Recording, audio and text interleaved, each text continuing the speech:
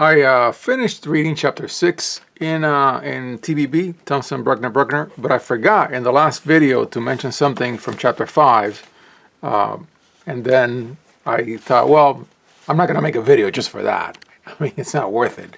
And so in TBB in chapter 5, I really like the way they explain this section where they say, you know, there are 4 versions of continuity on an arbitrary point.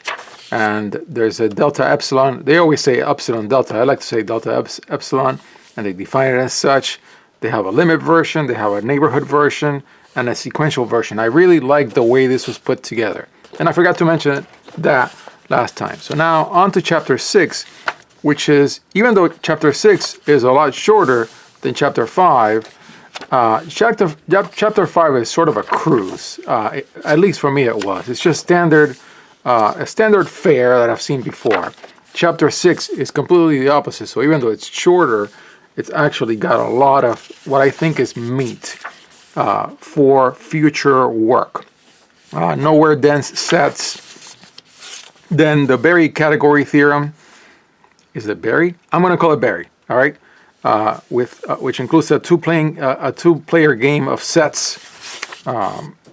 Then of course the theorem itself. Right here, then uniform boundedness, Cantor set, a really thorough discussion of the Cantor set in this book, which I love. Tons of detail, going back and forth.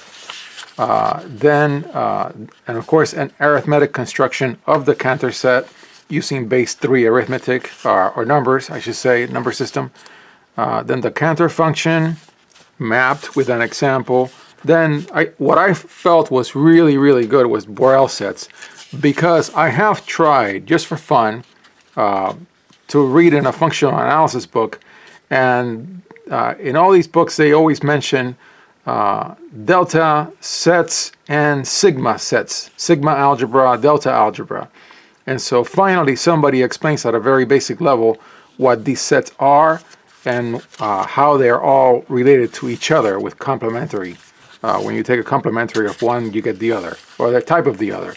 And then oscillation and continuity, I thought this was very interesting again, because of the use of a term that is similar to a term. I mean, it's a type of term that I know has thrown me off before, but now it does not anymore, which is the oscillation of a function is actually a symbol that is combining the 2 letters. It's not omega multiplied by f of I.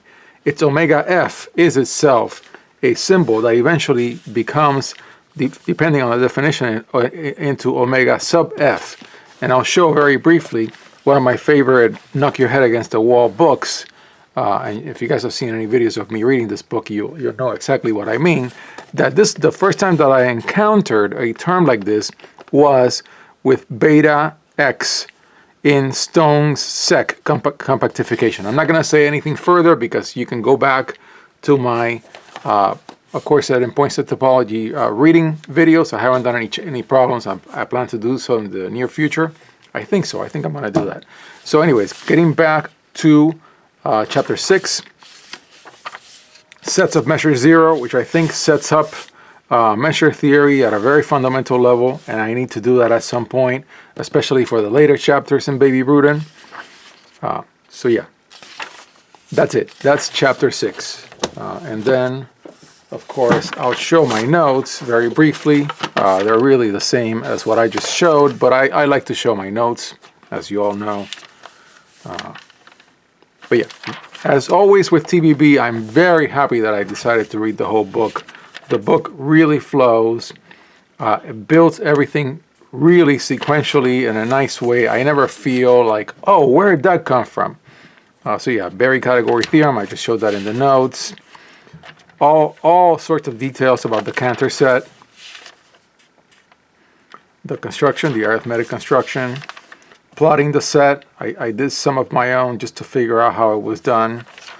I always don't like to just passively read. Trying to see how these G sets and these F sets are set up. Trying to map them. Yeah. Making my little diagrams as always. Trying to plot a continuous function to understand the frequency I'm sorry, the oscillation, not frequency. Every time that I see omega, I think frequency because of my engineering background, but it's really oscillation. Continuity points.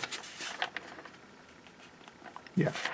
Sets of measure 0, as I just mentioned. Yeah, there you have it. So that is chapter 6 of TBB.